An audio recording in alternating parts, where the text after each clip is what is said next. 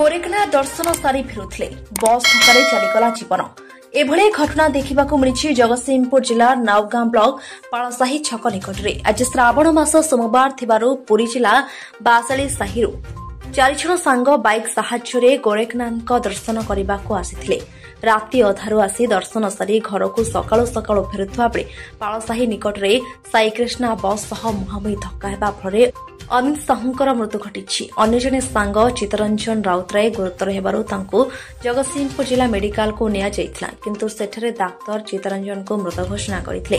अन्य पक्षरे उत्त्यक्त स्थानीय ग्रामवासी रास्तार अमित मृतदेह रखी रास्ता रोक करथिबा बेले नावगां पुलिस घटनास्थल में पहुंची लोकमानकु बुझासुझा करी अमित साहूंक मृतदेह को थाना को आनी अधिक तदंत आरंभ करथिबा जଣା पड़िछि।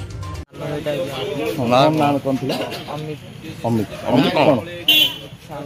अमित सर ऊपर जाइतिले दियंग बसतिले गोरखनाथ बाबा बसतिले। अच्छा पानी नै की काउडी ना ने पानी दर्शन करे गस्तु सोमवार बोली दर्शन करे गस्तु आज भोर आज्ञा केते टाइम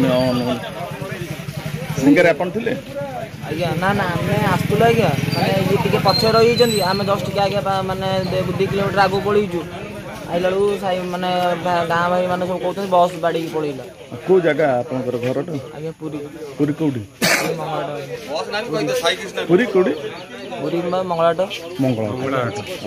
जगतसिंहपुर वैष्णव राणों का रिपोर्ट ओम टीवी।